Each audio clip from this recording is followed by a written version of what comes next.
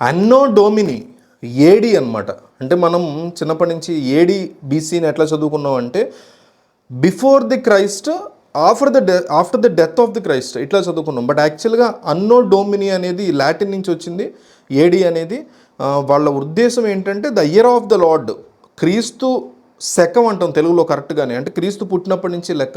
ఇంగ్లీష్లో మాత్రం after the death of the Christ అనేసి మనకు అలవాటు చేశారు. యాక్చువల్లీ అది కాదు, అన్నో డోమిని. అయితే క్రీస్తు పుట్టక ముందు పుట్టిన సంవత్సరం నుంచి వెనక్కి వెళ్తూ ఉంటాయి సంవత్సరాలన్నీ కూడా, బీసీ బీసీ బీసీ అని మనకు కూడా క్యాలిక్యులేషన్కి ఈజీగా ఉంటుందని. 1,00,000 దగ్గర నుంచి ఆపేయడం కాకుండా 0 నుంచి వెనక్కి వెళ్తుంది. మళ్ళీ క్రైస్ట్ బర్త్ దగ్గర నుంచి ముందుకు వెళ్ళేదంతా కూడా ఏడి. సో మనం ఏడి 2023 లేదా 24 ఏడీలో ఉన్నాం. సో ఇప్పుడు ఇట్లా ఏడీలో ఉన్నటువంటి మనం 2898 సంవత్సరంలోనే నాగ్ అశ్విన్ ఎందుకు ఈ సినిమాని తీస్తున్నాడు అనేది మనందరికీ వచ్చేటువంటి ప్రశ్న. జనరల్గా ఏమనుకుంటామంటే ఫ్యూచర్ని చూపిద్దాం అనుకుంటున్నాడు ఈ డైరెక్టర్ అనేసి రకరకాల ఆలోచనలు వస్తాయి మన మైండ్లోకి. ఎందుకు అతను అంత పర్టికులర్గా ఎంచుకున్నాడని చెప్పే ముందు మన ఛానల్ షార్ట్స్ మీరు చూడండి ఒకసారి, దాని గురించి తర్వాత చెప్తాను. బట్ ఛానల్ షార్ట్స్ చూడండి వీడియో అయిపోయిన తర్వాత. 2898 అనేది ఎంచుకోవడం అనేటువంటి కాన్సెప్ట్ ఎందుకంటే అతను మహాభారతాన్నో లేకపోతే ఇంకోటో కంటే కూడా మన పురాణాలు చెప్పే, మన వేదాలు చెప్పేటువంటి ఒక ముఖ్యమైనటువంటి అంశాన్ని పట్టుకున్నాడు. అదేంటంటే ద్వాపర యుగం అని, త్రేతాయుగం అని, ఈ యుగాలు ఉంటాయి కదా, దీన్ని కలియుగం కింద మనం కన్సిడర్ చేసుకుంటే ద్వాపర యుగంలో కృష్ణుడు ఒక సందర్భంలో నిర్యాణం చెందడం అంటే చనిపోవడం అనేది జరిగిన తర్వాత 6,000 సంవత్సరాల పాటు, అంటే చనిపోయిన దగ్గర నుంచి 6,000 సంవత్సరాల పాటు ఉండేదంతా కూడా కలియుగం అని చెప్పేసి పిలుస్తారు. సో కలియుగం యొక్క అంతం 2898 వచ్చింది. అక్కడి నుంచి కౌంట్ చేసుకుంటే 6 సంవత్సరాలు ఎగ్జాక్ట్గా 2898 ఏడి దగ్గర ఈ కృష్ణుడు చనిపోయాక 6,000 సంవత్సరాలు వచ్చి పడుతుంది.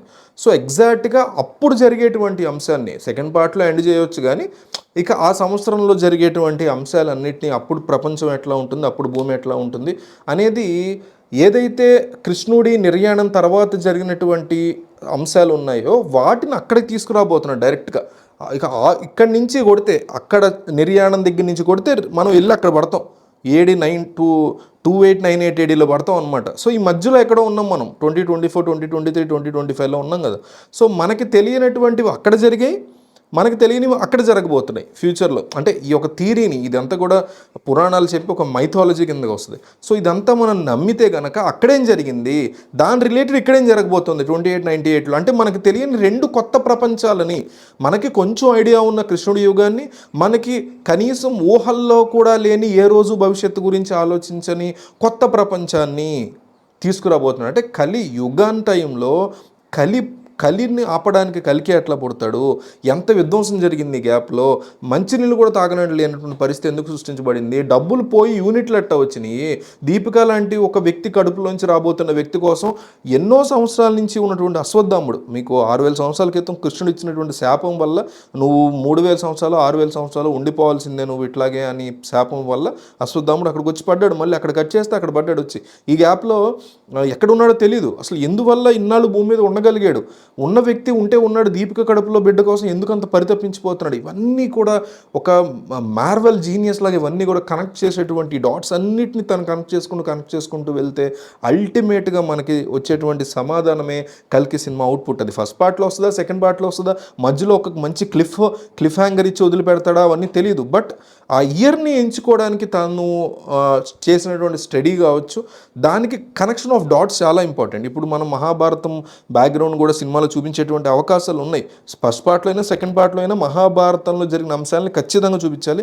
అందులోనే విజయ్ దేవరకొండ కావచ్చు, దుల్కర్ కావచ్చు, మృణాల్ కావచ్చు, ఇంకా ఉన్నారు కొంతమంది, వీళ్ళందరూ కూడా కనిపించేటువంటి ఛాన్సెస్ చాలా ఎక్కువ కనిపిస్తున్నాయి. అది సెకండ్ పార్ట్ ఫస్ట్ పార్ట్ తెలియదు, బట్ ఖచ్చితంగా మహాభారత యుద్ధానికి కృష్ణుడికి దీన్ని కనెక్ట్ చేయబోతున్నాడు.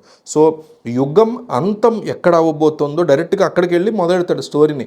మొదలుపెట్టి ఇంటర్వెల్ బ్యాంగ్లోనో, ఫస్ట్ హాఫ్లోనో, సెకండ్ హాఫ్లోనో అక్కడికి మళ్ళీ కృష్ణుడు నిర్యాణం అయినటువంటి ప్లేస్కి తీసుకెళ్ళి మనల్ని జరిగిందంతా తీసుకొచ్చి ఇక్కడ కనెక్ట్ చేస్తాడు. మేబీ మనతో పాటు భైరవ కూడా అక్కడే కనెక్ట్ అవుతాడు అని నాకైతే అనిపిస్తుంది. సో ఇందాక చెప్పినట్టు ఒక్కసారి మన ఛానల్ షార్ట్స్ ఓపెన్ చేయండి.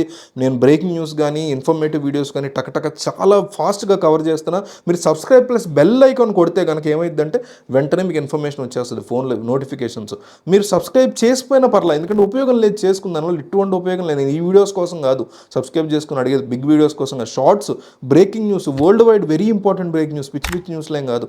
And also important information, funds అని, పెన్షన్లని, బ్యాంక్ రుణాలు కానీ ఇట్లా అన్నీ షేర్ చేస్తాను. ఒకసారి చూడండి అంతే, చేసుకోపోయినా పర్లేదు, బట్ షార్ట్స్ చూడండి ఒకసారి వెళ్ళి.